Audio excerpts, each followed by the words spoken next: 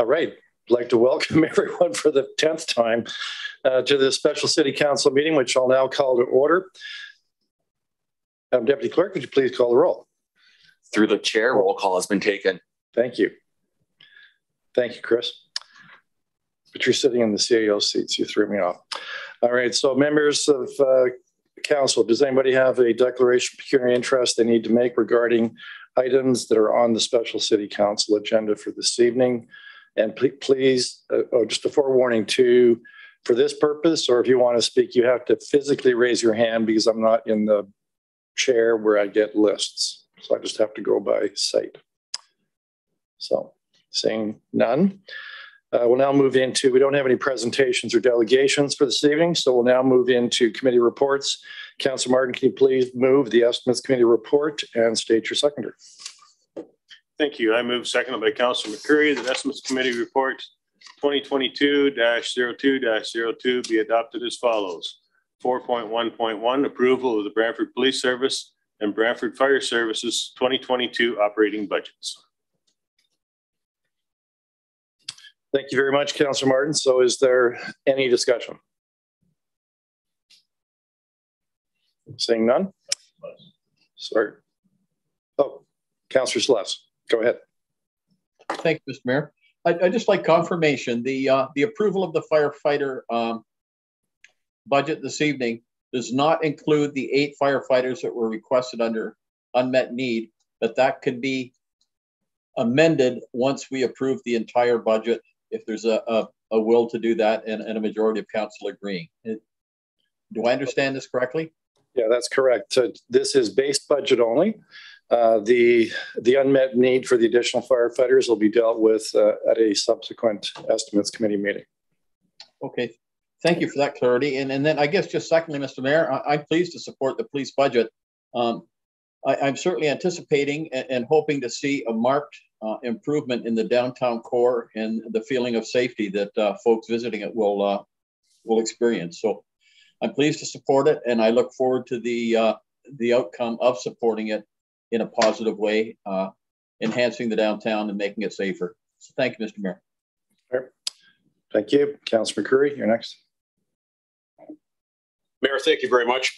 I'm pleased to support this tonight as well. I'm hoping it'll be unanimous. We've certainly seen some lack of support in the community of late, some commentary that's not supportive of our police force. What we have before us tonight is a pretty substantial increase, some of which, about 570,000, is for unmet needs to provide special constables in the downtown district and thereabouts to provide some extra support for the business community to make people feel a lot safer down there. A large part of their budget is really unavoidable due to contractual agreements and unavoidable costs. So I hope everybody will support this tonight. I know there's a bit of a sticker shock, and I would say that we do have some additional work on our budget to come, and there certainly is an opportunity for us to have a further impact on the bottom line and the resultant impact on primarily the residential taxpayer. Mayor, thank you. All right, not seeing any other raised hands. I believe the police chief's online, is he not? Yes, I'm here. Oh, sorry. Yeah, just sorry, Chief Davis. Councillor Martin would like to say something. So. Go ahead. Thank you, Mr. Mayor. My gut instinct is to vote against this because I don't agree with the way this is being brought forward. However, I do support our emergency services, and it's for that reason I'll be voting for it. But I don't agree with the process that led us here. But because of the nature of the item on the floor, I will be supporting it. Thank you. All right. All right.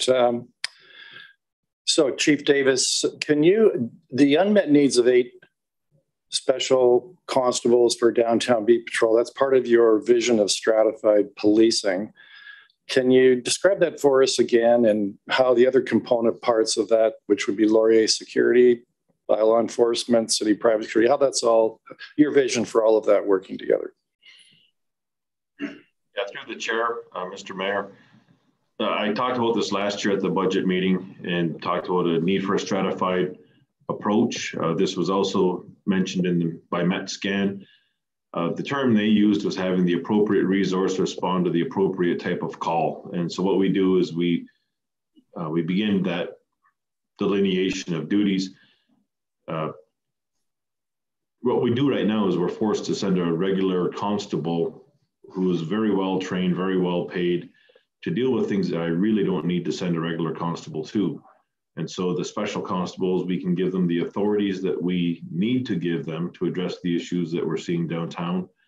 But as part of that stratified approach, there is still a requirement for security to take care of the city assets, whether it be city assets downtown, 5 Marlene, you name it.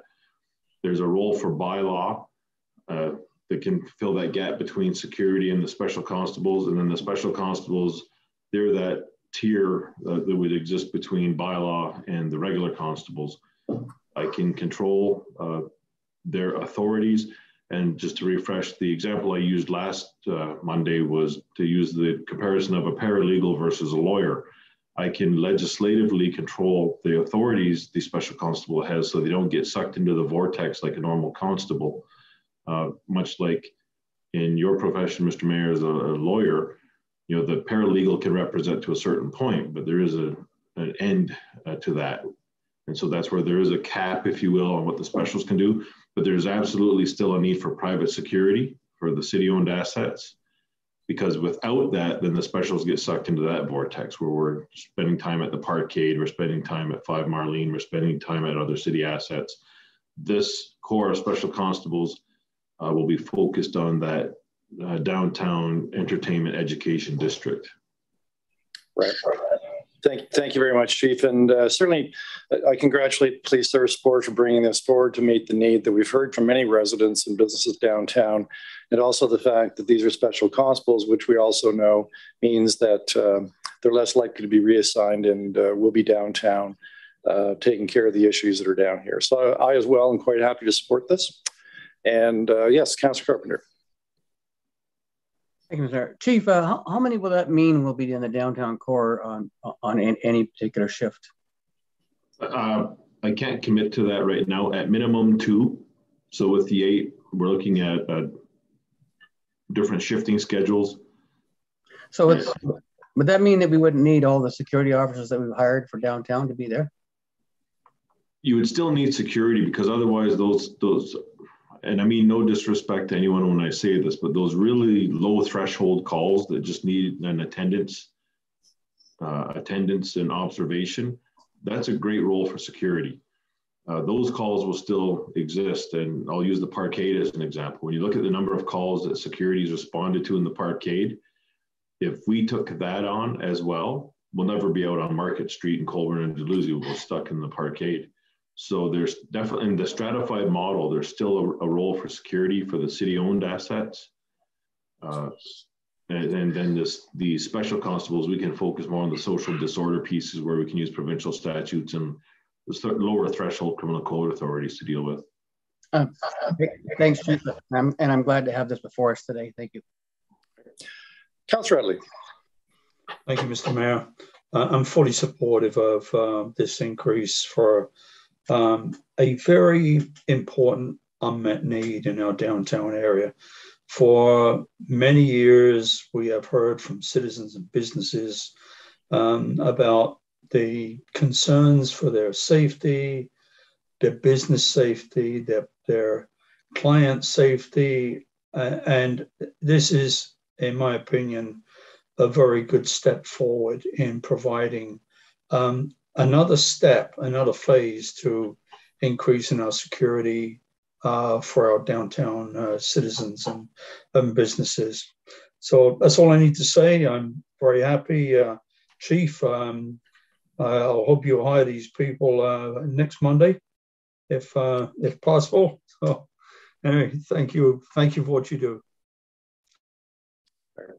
All right, Mr. Deputy Clerk, let's call the vote.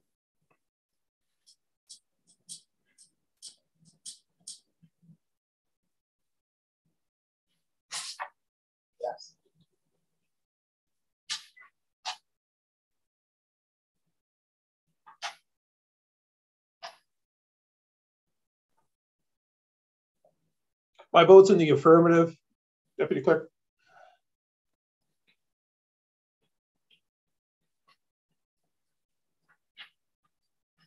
Item 4.1, Estimates Committee Report 2022-0202 carries unanimously on recorded votes. Members of the committee voting in favor are as follows: Councillors Sless, Carpenter, Vanderstelt and Toski, Marn, Wall, McCreary, Utley, and Mayor Davis. All right, we'll move to bylaws, and Planning Department has asked that there be an additional bylaw included in respect to a pretty standard relief in respect to a subdivision agreement.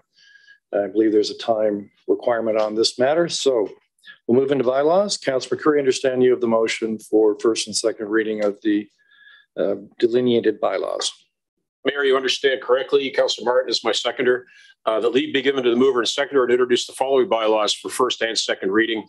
Number 15, 2022 being a bylaw of the City of Brantford to relieve certain parts of lots or blocks from the provision of Section 50.5 of the Planning Act, RSO 1990, CP 13, as amended Part Lot Control PLC 01 2022, June Colwood Way and Bellhouse Avenue, Corporate Policy 10, Delegation of Authority Schedule B. And bylaw number 16, 2022, a bylaw to confirm the proceedings of the Council of the Corporation of the City of Brantford with respect to the special meeting held today. Thank you very much, Councillor McCreary.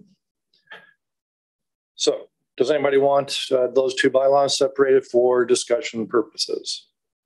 Physically raise your hand.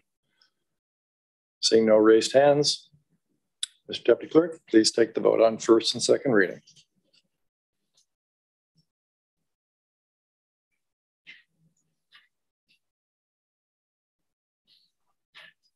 In the affirmative, Chris. Thank you. Yes. The first and second reading of bylaws 15-2022 and bylaws 16-2022 carries unanimously on recorded votes. Members of the committee voting in favor are as follows: Councillors Sless, Carpenter, Vanderstelt and Toski, Marn, Wall, McCreary, Utley, and Mayor Davis. Thank you, Chris. We'll move into third reading. I believe, Councillor Vanderstelt, you have that resolution. I do. Thank you, Mr. Mayor. That bylaw 15, 2022 through to and including bylaw 16, 2022 be taken as read a third time and be finally passed and signed by the mayor and clerk. Thank you, Mr. Chair. Anybody wish the two bylaws separated for discussion purposes at third reading? Oh, and your seconder, Councillor Vanderstelt? Seeking a seconder, Mr. Mayor. Councillor Toski's raised her hand. I feel like I'm in a bidding war here. Councillor Toski's thrown her arm up. Anyone want the bylaws separated for discussion purposes? Not seeing a raised hand. Mr. Deputy Clerk, please take the vote. In the affirmative, Chris. Yes. The third reading of all bylaws carries unanimously on recorded votes. Members of the committee voting in favor are as follows: Councillors Sless, Carpenter, Vanderstelt and Toski, Marn, Wall, McCreary, Utley, and Mayor Davis. Thank you very much, Chris. So that brings to an end the special city council meeting. I'll now turn the matter over to Councillor Martin, so that in his very able hands as the chair of the Estimates Committee, we'll reconvene as the Estimates Committee. Thank you, Mr. Mayor. I'll now call the Estimates Committee meeting to order. Just a reminder, all motions must be moved and seconded. Each speaking opportunity for members is 3 minutes. There's no limit to the number of times a member can speak on the same question. Please go to the February 18th Estimates meeting in eScribe to participate in the voting. Roll call has been completed. Yes, okay, thank you. And if appropriate, we'll attempt to do a dinner break at about 6 o'clock if necessary. Members of the committee, are there any declarations of pecuniary interest or any items for any of the items on Estimates Committee agenda? Seeing none, and at this time I'll mention that Councillor Sicoli had a conflict. She will be joining us as soon as she's able. And with that, Joelle Daniels, can you give us an overview of our starting point, please? Yes, through you, Chair Martin. The starting point for this evening is a 2022 operating budget totaling $172,765,864. That's a budget impact after assessment growth of 1.73%, which is an average residential tax impact of 2.1% or $70.59, an average commercial tax impact of 2.1%, an average industrial impact of 1.89%, and an average multi-residential tax impact of negative 4.15%. Chair Martin, did you just want me to jump into 7A? Yes, please. Okay, so we are starting this evening with the 2022 operating budget for the Community Services and Social Development Commission. So information on this commission budget begins on page 62 of your operating budget document. The budget totals $16,113,469 and represents a 2.03% decrease overall from the prior year.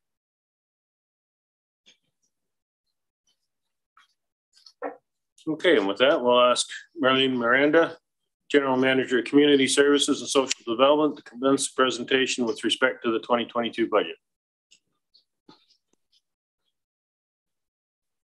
Thank you. Good afternoon. Through the chair, Marlene Miranda, General Manager, Community Services and Social Development. I am pleased to share the CSSD 2022 operating budget. I want to thank the CSSD team and the finance teams for all their efforts and collaboration to develop the budget presented this afternoon. Next slide, please. Next slide, please. The CSSD Commission is made up of 3 departments: Family and Income Stability, which provides social assistance and other supports to individuals and families in need. The second one is Housing and Homelessness, which provides oversight to our rental units, delivers homelessness programs, and works with nonprofit housing providers and other levels of government to provide affordable housing options. The third and final department is the Community Programs and Social Development Department. This department manages a wide range of community programs, from children's services and early years, in age-friendly planning and everything in between. This includes oversight of community centers, youth leadership programs, aquatics and fitness programs, neighborhood associations, day camps, and community events, just to name a few. We also work closely with community partners such as the Council on Aging, Brantford Immigration Partnerships, Post-Secondary School, childcare providers, Elderly Abuse Prevention Committee, and others to develop strategies and initiatives that support the well-being of our residents.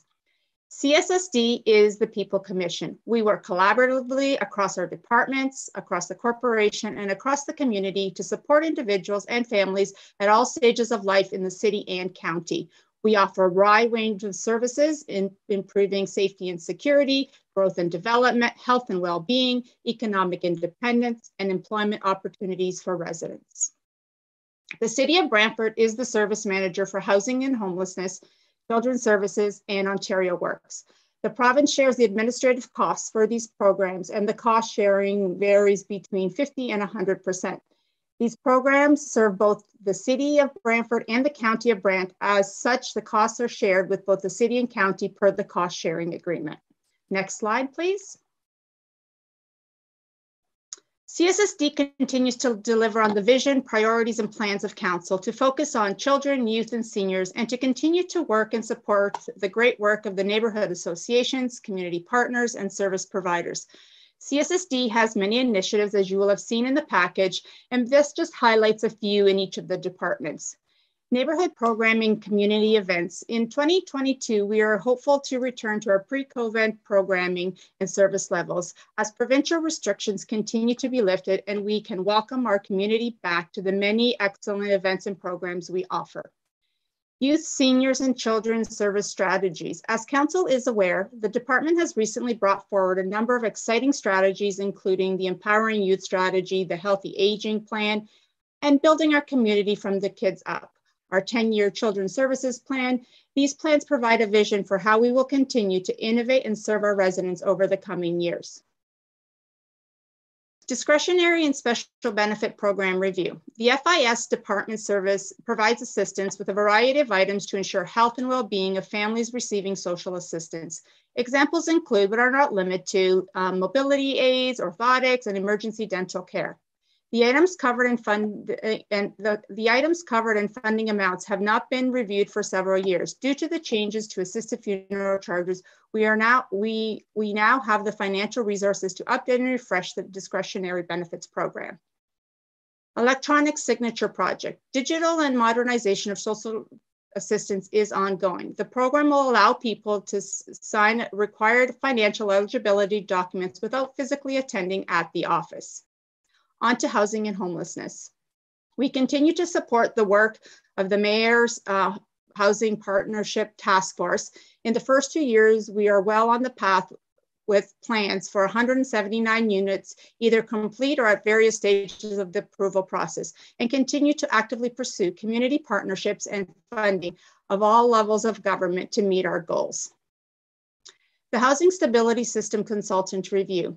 The Housing Stability System Review is underway to ensure our formal emergency shelter systems have sufficient numbers and appropriate form and target spaces throughout the year, with ability to expand when necessary. For example, during the winter, and cold alert seasons. COVID-19 has added a new layer of complexity, so future direction needs to ensure spaces are also conducive to effective public health guidance for infection prevention and control. The review will also take into consideration options to address the unsheltered needs. Finally, on this slide, long-term asset management plan for city-owned housing communities. Maintaining the service manager-owned, managed, current affordable housing stock is critical, especially as it is aging.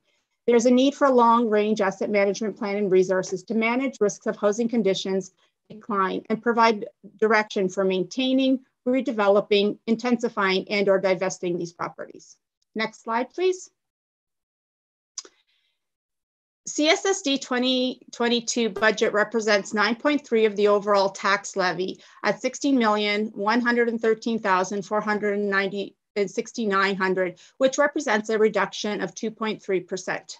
Since the printing of the budget package, staff have been working with the Airshow Committee and have been advised that the Canadian War Heritage Museum would be changing the format of the annual Airshow in celebration of their 50th anniversary of the Canadian War Heritage Museum.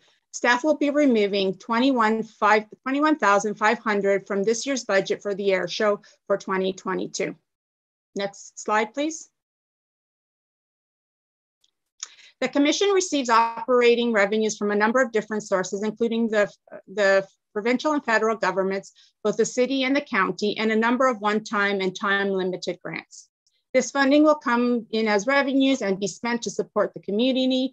And in this slide, you will see that the expenditures are on the other section of the slide.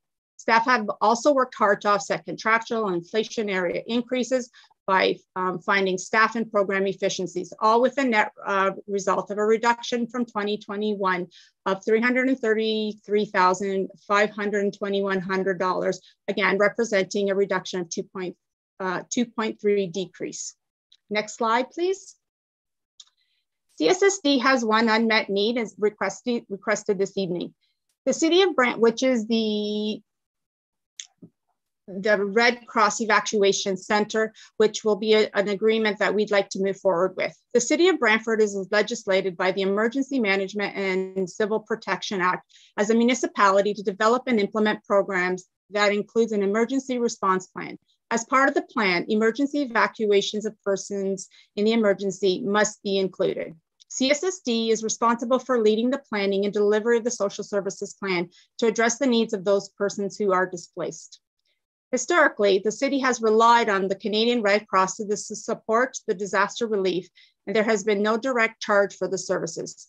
The Canadian Red Cross has made changes to its delivery model and funding and is seeking an agreement with the city that builds capacity of emergency social services and helps ensure the desired level of service would be available. The City of Brantford is one of the few municipalities that are left to enter into agreement across southwestern Ontario. Municipalities with formalized agreements will take priority in terms of receiving response, which is pertinent in a large-scale incident across multi geographical areas. This would be a 3-year agreement with an option to renew for another 2 years with an annual cost of $15,000. With this agreement, the Canadian Red Cross will do 2 things. They will assist with preparedness activities, including participation in emergency exercises, assessments of facilities for evacuation centers, training, recruitment of volunteers, prepositioning of emergency supplies, and personal preparedness workshops. And they will also be prepared to assist us in the event of a real emergency and the need to evacuate. They will support our efforts with resources for an evacuation center. Thank you. And with that, I conclude our presentation for CSSD, and the team is here with myself to answer any questions council may have this afternoon. Wonderful. And here's Councillor Sless with the first question.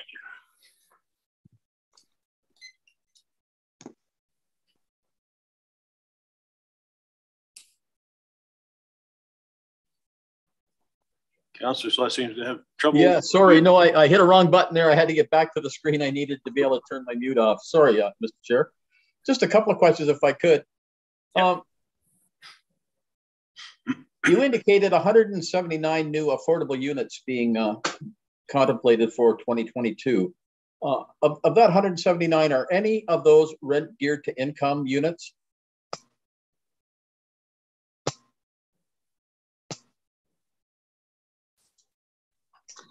Through the chair, I will defer to our acting director of housing and homelessness just to give you the specific details of what's included in those housing units. Thank you. Yes, hi, Deb Schlichter, acting director housing and homelessness services through the chair. Some units, there'll be a combination of 3 types of funding. There'll be units that would be at market rent. There'll be units at below market rent, and there'll be units that are rent geared to income using rent supplement dollars. So we will have 3 different layers, and most of those kind of buildings, some of them that have already been created, such as Marlene, is all rent supplement topped up. So they're all affordable housing.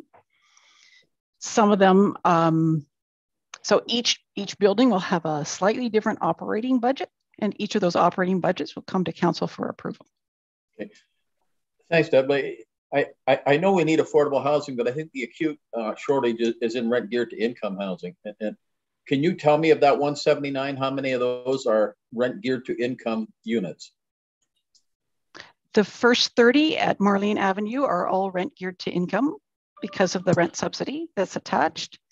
And the 26 that'll be at Colburn will all be rent supplement as well. And Sturton Avenue, the 4 there are all rent geared to income. So out of those are the 3 buildings. They all have rent geared to income. Okay, I believe that we're anticipating a build to start on Shellards Lane, hopefully this year. Will that have rent geared to income as well? Yeah, we're still at the very early stage of that particular development. We haven't even done the feasibility study yet. That'll be completed this year. We'll have a better sense at that point, the number of units, and then we can put together a pro forma operating budget to see what the mix of income will look like. Okay, thanks, Deb. Thank you. And I guess, Mr. Chair, through to Marlene, you indicated a $21,000 decrease because of the 50th anniversary going on with the sponsor of the air show. Does that mean there is no air show, or does that mean that cost is being absorbed by the sponsor?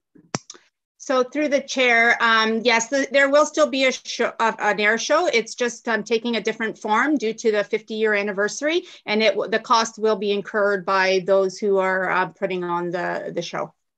Okay, thank you. Thank you, Mr. Chair. Actually, further to that, the air show is a different format. The annual charity air show has already been canceled for this year because of COVID. What is happening is the Warplane Heritage Museum is moving their air show from Hamilton to Brantford because it's a better venue for an air show. So it's going to be a paid air show. It's a different format. It's not the charity air show. And that's why the city's not picking up some of the expenses that they normally would. And to follow that up, that's just for this 1 year. That'll go back into the budget for next year. Okay, just further then, probably to you, Mr. Chair, you seem to be on top of this air show thing, is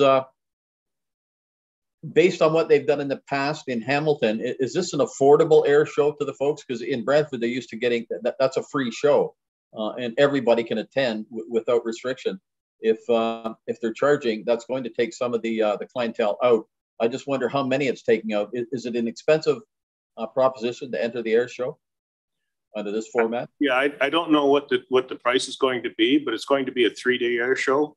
Normally, what we have is a free air show on a Wednesday. This is going to be an air show that's on a long weekend, so it'll be Friday, Saturday, Sunday. There will be an admission at the gate. I'm not sure what the amount will be, but it won't be the typical format that we usually see with our charity air show. Hopefully that will return next year as COVID eases up. Okay, so we won't be supplying buses and all of that at our cost then for this. If they want buses, that's something they'll have to pay for because this is a paid event. It's not our charity air show. Very good. Thanks, Mr. Chair. Mayor Davis. Thank you very much, Mr. Chair, and through you to Marlene. Marlene, this is not particularly relevant to your department, but has an impact in your department, I suspect. And one of the unmet needs we have before us is the security service, and continuing beyond July, which would be the end of the pilot program. Can you tell us what would the impact be on your operations, in particular housing and homelessness services, if that were to be discontinued? So through the chair, thank you for the question. As you can appreciate, the mobile security team has been a truly invaluable services for the housing sites and the encampment teams to provide greater security presence and reducing risks of municipal properties, including the patrolling of our housing sites, including Lauren Towers, Brant Towers, Winston Court, John Noble Home, just to name a few, and you can appreciate there's many across the city. As you may recall from a report from December, there are approximately 700 reported security incidents on a monthly basis. And from that report, from January to September of 2021, of those incidents, there was 1,323 that were directly related to the housing sites. So continuing with security for the housing sites will be critical moving forward. The security team is really instrumental in supporting our collective efforts, also with our encampment and homelessness work that we do, as they've been working collaboratively with HRC and the BDOT, so the Housing Resource Center and the Brantford Downtown Outreach Team, and working with our bylaw teams to coordinate all of the research services for the safety of all. So housing and security have been working together to optimize the security across these sites. And there will, if in the event that unmet need is not met, there will still be an ongoing requirement for security at the sites. And as I've stated, working with our encampment efforts. If the unmet need was not to move forward this afternoon or this evening, we would need to go back and determine what options and costs we would need to bring forward to council for consideration to continue with security at the sites and for our encampment efforts. Great. Thank you very much, Marlene. Thank you very much, Mr. Chair. Councilor Carpenter. Thank you. Just a question that was sparked by Councillor Sless's questions. Most of my questions he did answer. He did ask. The airport that's going to be used by the Hamilton Group. How much revenue will the airport receive out of this? How much rent are we charging for the space? Anybody know? So through the chair, if I could ask Aaron or Lori Don to speak to that specifically.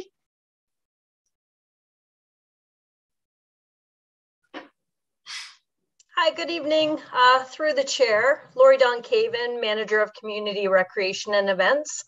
Under the agreement that we're compiling for the 2022 air show, we have a special event fee that we will be charging for each day of the festival setup and takedown, as well as the duration of the show, to a total of $1,250 per day. So that is the revenue that we will be charging for the use of the airport. So we're getting $3,600 for the airport, and we don't get any of the gate revenue at all? So that is over, it will be $1,250 over 5 days, Councillor Carpenter. And we will not get a portion of the gate revenue, no. Okay, and are we going to be, we're going to make sure they're going to provide the maximum amount of insurance that's required? That's correct. All those details are outlined in the agreement. Okay, could I get a copy of the agreement when you get a chance? Thank you. Absolutely. Okay, and some follow-up questions. That fee that's being charged for the air show, will that go into the airport account?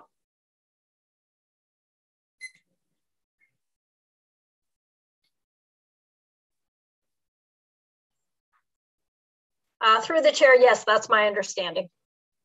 Thank you. And through to Miranda, the 21,000 you're taking out that normally goes to the air show, will that be going back into the budget next year?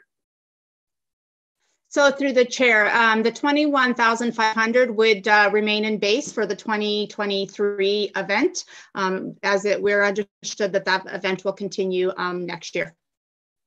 Okay, and looking at the actuals, the affordable housing for the city, the actuals for 20 and 21 are 87 and 28,000. The budgets were in the 90s, and you're increasing that budget. Is there some reason why those accounts were underspent, or why the budget was so much higher than actuals?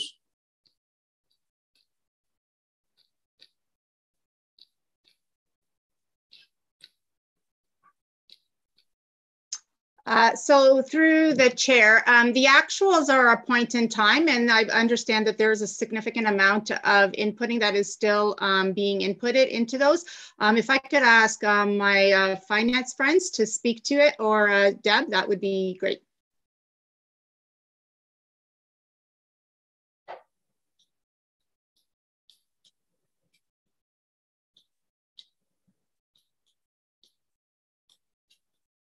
Through you, Mr. Chair, there's nothing really I can add other than Marlene already indicating that not all the year-end entries have been completed yet, but I did miss specifically what account you're referring to, if you wouldn't mind repeating it.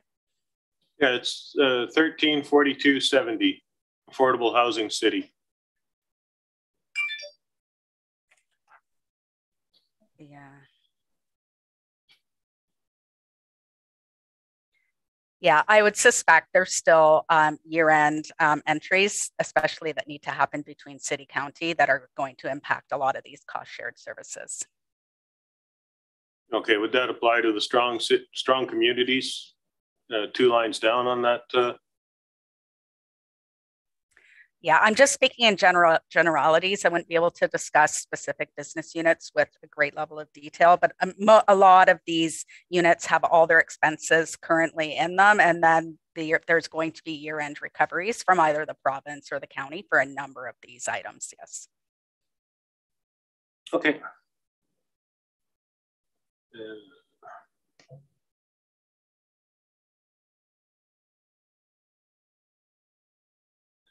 Okay, any other questions or comments?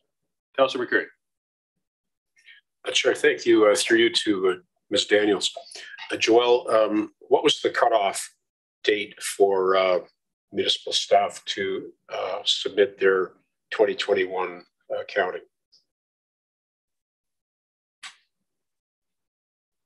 Through you, Mr. Chair, there were a number of internal cutoff dates for various year-end activity. I believe the last one was just as recent as this past Friday.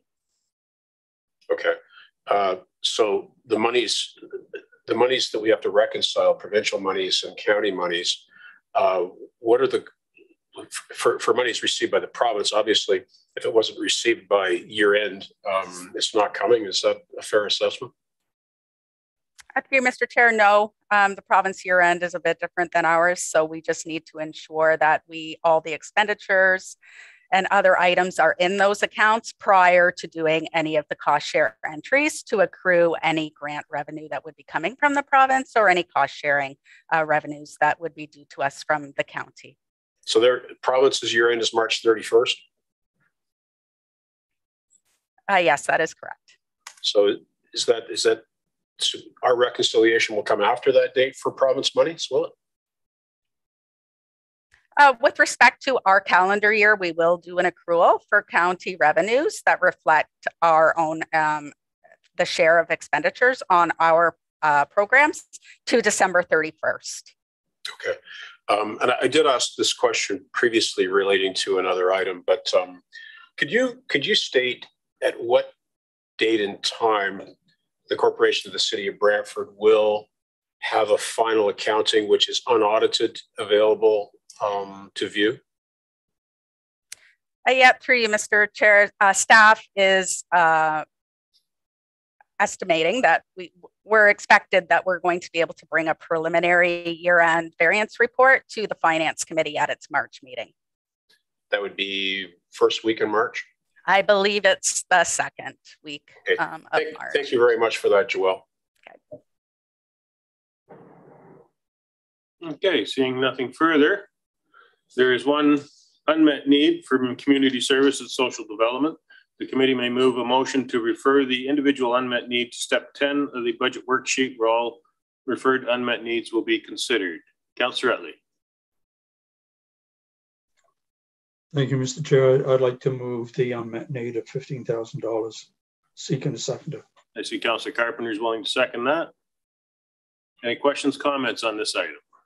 The only comment I have, Mr. Chair, is I think it's a very small amount, which is negligible in the overall budget, but I think that $15,000 could do a lot of good for the Red Cross. Thank you. Councillor Vanderstelt. Thank you, Mr. Chair. Perhaps the experience predates some members of council, but there was a house explosion in, I believe, the 4th Ward quite some time ago, and the Red Cross did step in and performed an amazing duty of care to the residents in that immediate area and those who were affected by it. And when you see the level of training, expertise, understanding, and organization that this organization brings to crisis points like that, it's something to be beheld and actually revered in a lot of cases. This is like an insurance policy, and I certainly hope we will find the support for this on council. It's an unfortunately it is an expense, but it's something that we can't do without, considering some of the circumstances we have faced in the city over the last 8-10 years. Thank you, Mr. Chair. Thank you. Councillor McCurry. Mr. Chair, thank you. Through you to staff, can you offer an explanation to us with respect to the need for that in this year's budget and why it's on our agenda now rather than last year, the year before, or the one before that? So through the chair to you, Councillor McCreary, this has, like the Canadian Red Cross has always supported the city and municipalities for emergency events, and they will continue to do so. However, they have changed their delivery model and funding and are seeking an agreement. Most municipalities in the Southwestern Ontario areas have already signed on to these agreements. And we're one of, I think, 3 that haven't, Brant County being one, ourselves, and I believe Holdham and Norfolk was the 3rd. Without these formalized agreements, and if we do have a larger scale incident that is cross-jurisdictional or across multiple municipalities, the response for those other municipalities with agreement would take priority. Additionally, Red Cross will, along with being available and supporting us during an evacuation with the potential displacement of our citizens, they, as part of this agreement, will assist us in all of the preparedness and prepare us to be able to be a bit more self-sufficient in setting up the evacuation centers, triaging those who enter the centers, supporting them with their needs. And there'll be workshops and training.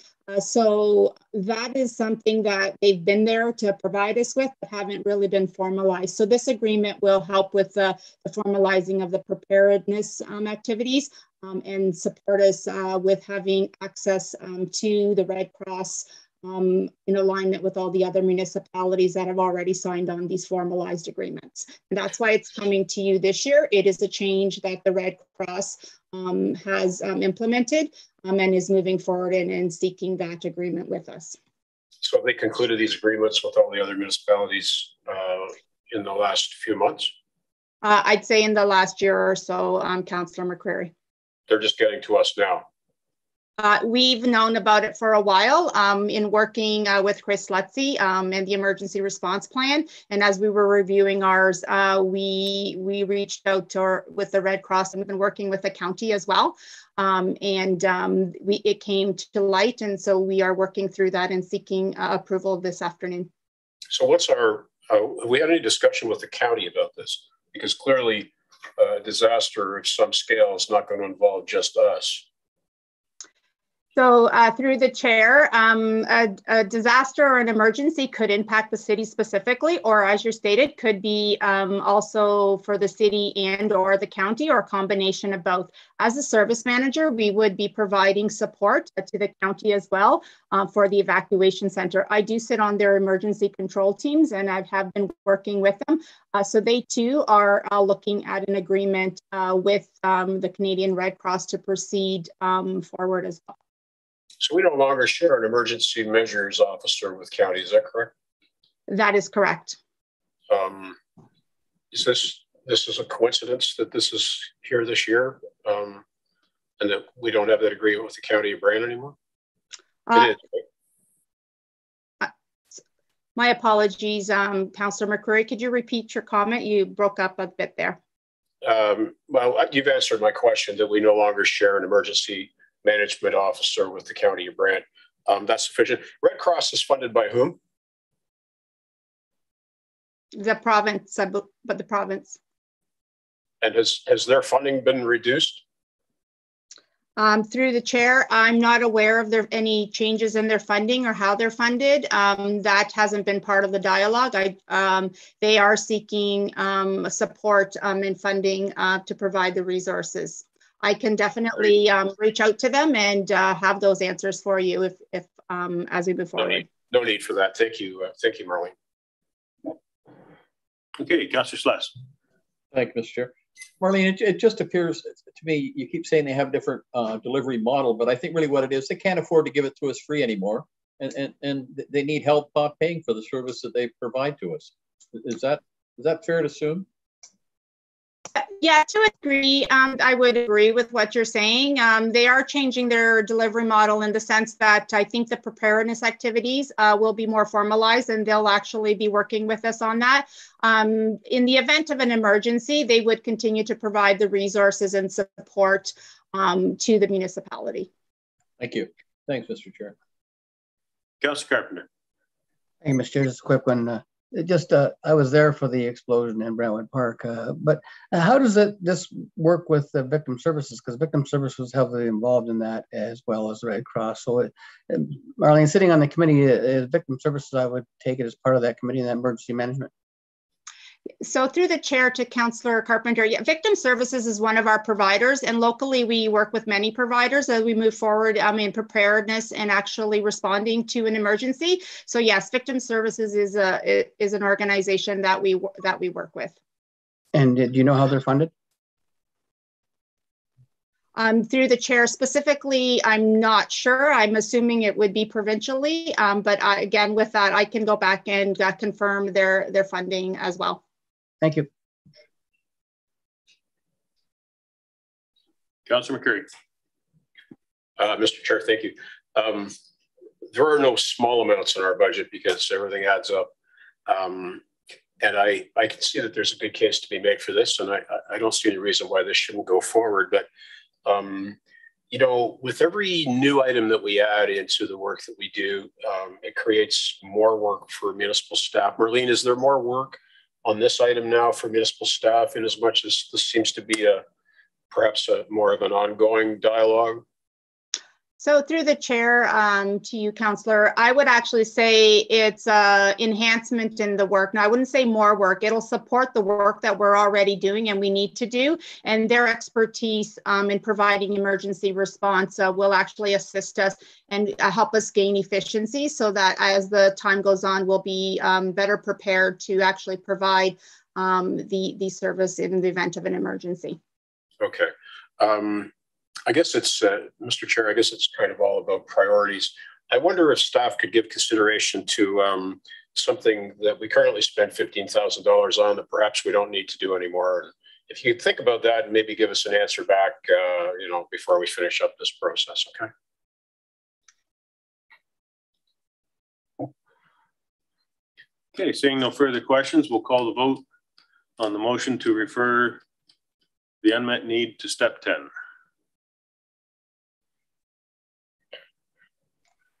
Affirmative for me, please.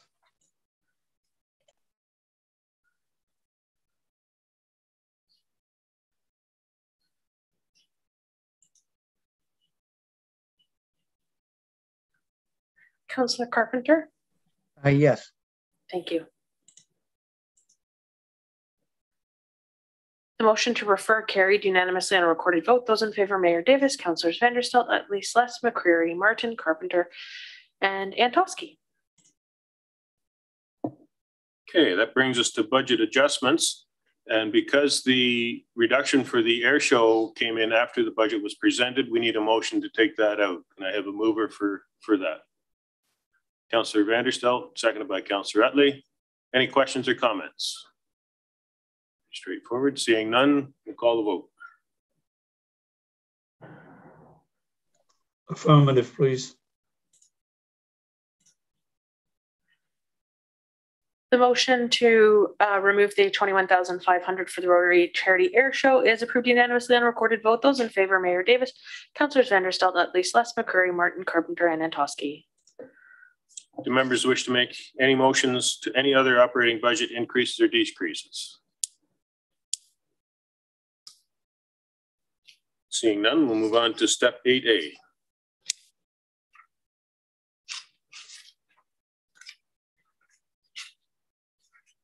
Joelle, can you give an overview, please?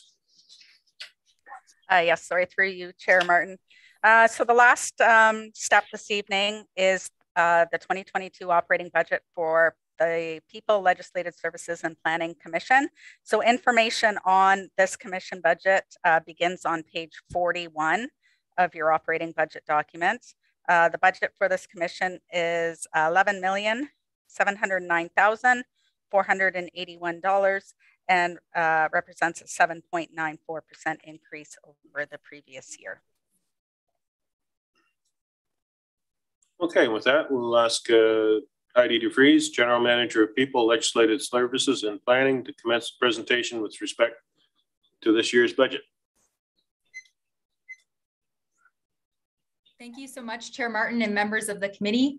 My name is Heidi DeVries. I'm the General Manager of People, Legislative Services and Planning, as Councillor Martin, Chair Martin, just introduced me, and I'm pleased to present the 2022 operating budget for my commission, and also wish to thank everyone who had a hand in bringing this budget before you today. Next slide, please.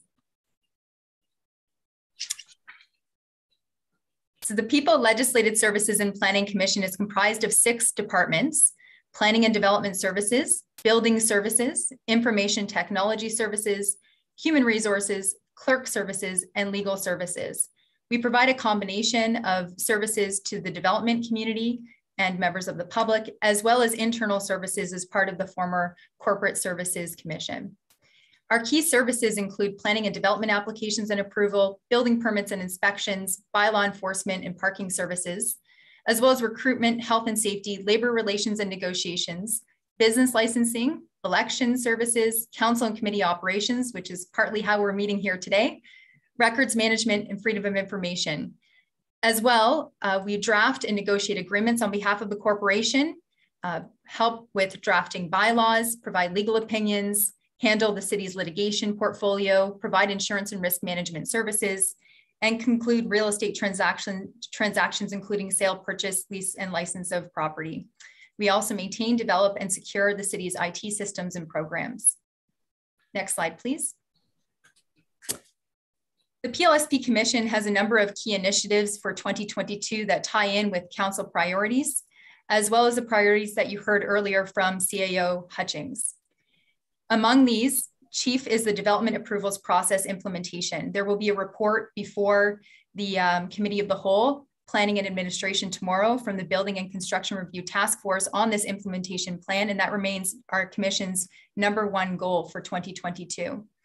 Included in that is the planning for the development of the expansion lands, which were brought into the city of Brantford from the County of Brant.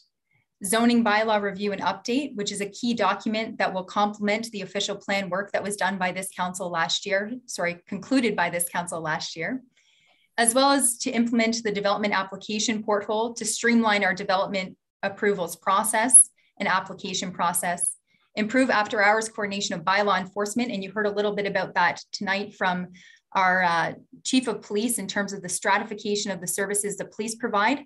Bylaw enforcement remains a key in that stratified system.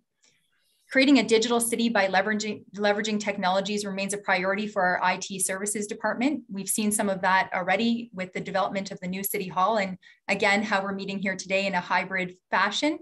A lot of that, again, was the initiative of this council and implemented by IT services in conjunction with clerk services.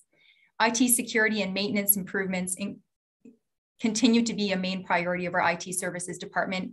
As we move increasingly to an online platform for much of the work that we do, security and maintenance will continue to increase in terms of being a priority for this commission. A contractor health and safety program is a priority of our human resources department. We have a robust health and safety program for staff, and extending that to the contractors the city hires is a key priority of that particular department. Employee recruitment and retention, especially in this market, is again a key priority of this commission and the HR department. The animal control facility design, which you heard about during our capital budget presentation, is a priority of our clerks department. And their main priority, of course, is bringing you the 2022 election coming soon in October. Additionally, our legal and real estate services department will be planning for the administrative monetary penalty system.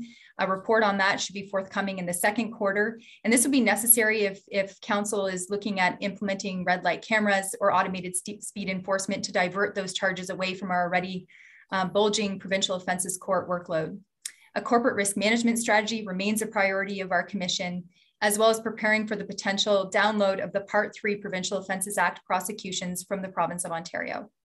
Next slide, please.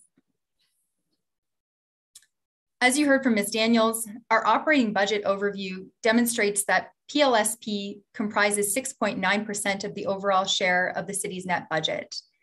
You can see from this slide that our commission is proposing an increase of 7.94%. I know that seems rather shocking to many people here, and I wanted to identify off the hop that that is actually driven by two particular areas, IT services and building, and is a result of prior approvals. In the slide deck, you'll see those identified as council initiatives. Really what that means is that these were prior approvals that staff or a consultant brought forward to council for approval in year, and is now demonstrated and included as part of our 2022 net operating budget. Every other department worked very hard, as well as those two departments, to find efficiencies and reductions for the 2022 operating budget. The overall budget request here tonight is $11,709,481. Next slide, please. As you can see from this slide, and as well the next slide, which is not currently on the screen here, there are three main areas driving the increase in the PLSP Commission's budget. Number one would be this line here that says City Council initiatives. As I identified earlier, this is really prior approvals obtained by staff from council, including the report from IT services in 2021, demonstrating a need for some increase in services due to the centralized office and work from home model. This includes Webex and the Zoom licenses that we obtained in order to be able to work in these particular ways, as well as a multi-factor identification system to better secure our online platforms. Additionally, you'll see that software licenses is showing an increase of $107,893. These are contracts that were based on population. Once the city of Brantford continued past the 100,000 population number due to the latest statistics, those increased in the contracts were unavoidable. So essentially that's the JDE and ESRI programs that led to unavoidable increases in that particular line item. Next slide, please. As well, here you will see, as with most of our line items in each of our departments, employee compensation increases, which are again unavoidable, continue to drive this budget number. City staff also worked hard to look for other efficiencies, including sharing equipment with various departments, removing certain costs that are no longer necessary to bring forward, and looking at that overhead and interdepartmental charges, which I'm sure Joelle Daniels could explain better than I could. Next slide, please. And finally, our building department's budget is entirely ratepayer supported. As you can see, the amount coming in demonstrated in our anticipated gross revenues in 2022 is equal to the amount going out, as demonstrated in the 2022 gross expenditures. The reason for the 2021 surplus showing transfer to reserve showing 0 is that we do not yet have those final numbers, though we anticipate a transfer of approximately $3.3 million this year. Next slide, please. Thank you again for the opportunity to present our budget. Our directors from PLSP are here to help answer any particular questions you may have. Happy to take any questions. Thank you. I'm not seeing any questions from committee. The information systems admin is increasing by over 600,000. What's the reason for that? Thank you very much, Chair Martin. I'll ask Scott Hall to answer that question to give you the breakdown of what's driving that number. Thank you. Good evening, Scott Hall, Director of IT Services. Through the chair to yourself, Chair Martin. The increase, as Ms. DeVries mentioned, are related to previously approved initiatives, one being the work from home and the report that was brought forward associated with the accommodation program, and that was in the value of around $350,000, and that $350,000 was allowing us to pay for multi-factor authentication, the Webex Zoom licenses, as Mr. Vries mentioned, some additional bandwidth changes, and as well the change in our endpoint security system. There's also the previously approved eScribe upgrades, which was allowing us to have a secondary encoder and captioning service, which was previously approved as well. And then we had the the AV engineer, which was added as well. And then there was a restructuring that saw the knowledge specialist for the CRM side relocate to IT services. Okay, thank you. Councilor McCreary, you have the floor. Chair, thank you very much. Thanks, guys, for the presentation. Scott, can you explain why we need both Zoom and Webex? Through the chair to Councillor McCreary, it's an interesting question. When we, prior to the pandemic, we were always a Webex shop, and in 2020 we renewed our licensing for Webex. The plan with the Zoom coming in is to reduce the number of licenses we need on the Webex side, because every time we increase there, it becomes an increase each year. So if I was to say we added 50 new licenses on the Webex, then we would be paying 50 more licenses moving forward. But we know with the move to the Office 365 environment that we will be moving staff to Microsoft Teams. We will start reducing the dependence on Webex. We will start to reduce the dependence on Zoom to primarily support meetings with council and that. But the rest of the organization, we will move to Microsoft Teams, and those license costs will start to go down. What's the cost of the Webex licensing currently, Scott? Through the chair, the annual cost for all the support and maintenance is just around $105,000 per year as part of the UC budget. And then the Webex costs we're able to get at a much reduced rate. That's why we've recently pulled back on the Webex to launch more of the Zoom. But the plan is that we can pay, at least for the Zoom licenses, we can pay on an annual basis. So we upped our numbers for 2022. come 2023, presumably if we're all and we move forward with the 0365 as planned, that cost will come off for 2023 budget. Microsoft 365, you pay one fee, is that correct? Yeah, it is. It's an individual cost, and we will be negotiating that with our providers. But that is an annual subscription, so every year we'll see a significant increase. But part of that was to be offset by that $350,000 that was previously approved. A good chunk of that is also covering off those annual Office 365 costs. So my 365 costs, I think, are $12.95 a month. Is the corporation spending more than $12.95 a month on 365? Through the chair, we're still working out those numbers. We base our licensing costs on about 1,000 users, and again, Microsoft has different flavors depending on what functionality you want. So if you just want the base Office suite, which is your Microsoft Office, Exchange, your hosted email, and the rest of the suite. We also wanted the Teams, and in some cases, we may need to have some users which have advanced or additional functionality if we did decide to go with Microsoft Project or some of those tools. But off the top of my head, I don't. I'd have to look at those numbers, but it's roughly in that same kind of price range. So are department heads, managers making the choice about which platform they will use internally? Corporately, we'll be making the decision with the move to Office 365 that will become more of a Microsoft shop. So, it will be no longer an on-premise, Exchange environment. It will be all hosted, and they'll have full access to the cloud-based suite of Microsoft Office. And as far as the collaboration tools, we will be, really promoting staff and pushing the move to the Microsoft Teams platform, as opposed to having to support 3 different, collaboration tools and just try to get some consistency. So I'll take that answer as a yes to my question that currently it's not the IT department that's calling the shots, it's departments at some level that are doing it. So when you say that I thought I heard words like, I shouldn't say that, words like we'll be encouraging them. Can I interpret that as meaning you'll tell them what to do and they'll do it? No, through the chair, we dictate what the departments are using.